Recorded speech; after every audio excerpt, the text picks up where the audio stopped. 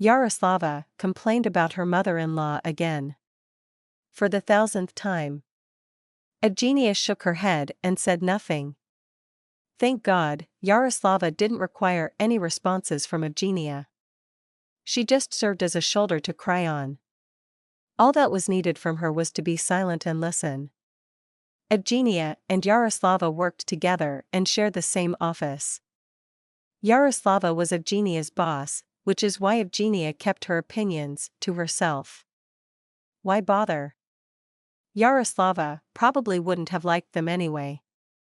Even though they were the same age and kind of friends, the hierarchy remained.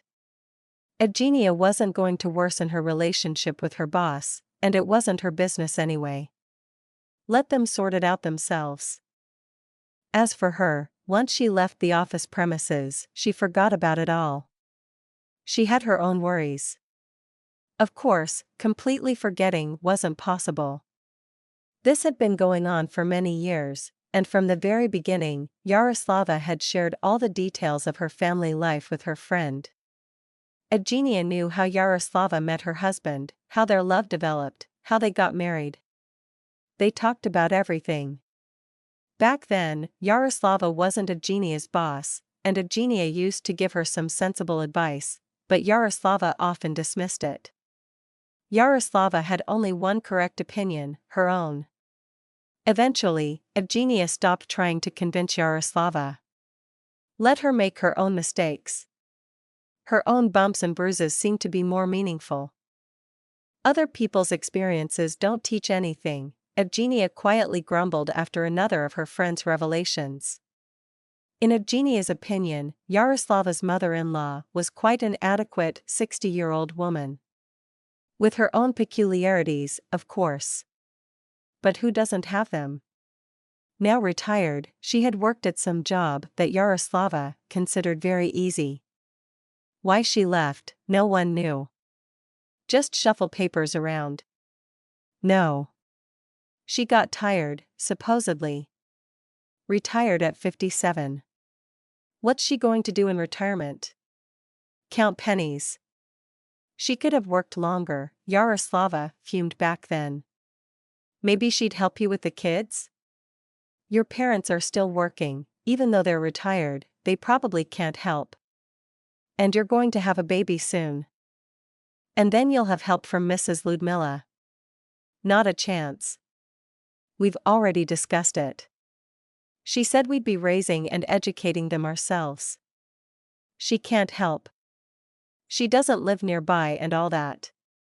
You said it was a 40-minute drive to her place. True, it's not close. You can't drive every day.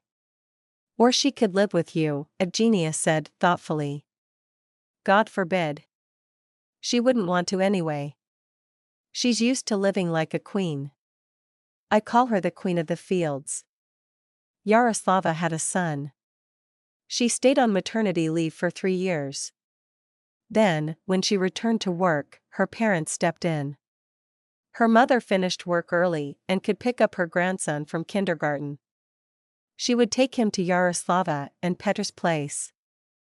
Feed him and watch over him. Then Yaroslava's father would pick her up after work, and they would go home together. They lived closer than Mrs. Ludmila. Meanwhile, after staying home for 3 years, her mother-in-law decided to renovate. When she worked, she didn't notice. She said, I leave early, come back late. Now I see the apartment needs renovation. It looks shabby. And old. It needs updating. She never scrimped on herself, Yaroslava grumbled. She went on vacations every year, sometimes twice a year. And let her apartment go, it seems. Yes, and what repairs were supposed to be done there? What then? What now? But now I see it clearly. However, the income isn't what it used to be. You can't afford to splurge on a pension. I don't know what kind of money she spent there, but she told us on Saturday that she bought wallpaper, linoleum, ceiling paint, all sorts of filler. She ordered online, and they delivered it to her. And the repair itself? The repair, Well, her son will do it. After all, he will, won't he? Of course, Yaroslava was shocked by such news. Is this necessary? Because she doesn't know that her son, to put it mildly, is not cut out for such things. Everything turns out crooked and askew. And who was there to teach him? He grew up without a father. But he knows how to cook cabbage soup well, Yaroslava smiled. And what is she counting on? And when will he do it? After work. By the time you reach her by car, considering the traffic jams, it will already be night. So, on the weekend. I don't agree with that. I already have my own plans. What does Peter say? Carefully, Evgenia asked. Well, he hesitated and didn't promise anything special to his mother. He took time to think. What is there to think about? What kind of repairman is he? Mrs. Ludmilla said then. Son, at least help with the basics. Paint the ceiling, put up the wallpaper. Furniture needs to be moved, I won't manage it, you still need manly hands. Should we hire a team? We always managed everything ourselves at our age with your father. We'll paste the newspapers and move on to putting up the wallpaper. It's all become so complicated now. What do I have? A palace? I don't need everything to be perfect. Somehow. And linoleum. What's so difficult about that? Lay it down, glue it, and secure it with baseboards. Since you don't want your husband to work there, turn to a construction company, Evgenia advised Yaroslava. Doesn't Peter want to? I don't want to. What else? Paying money. She never helped us with anything, and here we'll be splurging. She should have done the repairs while she was working. And now, you see, she doesn't have money for a team. It's her own fault. Peter still naively believes he can handle it himself. I doubt it. Mother-in-law gave us the task. Evgenia was silent. What to say?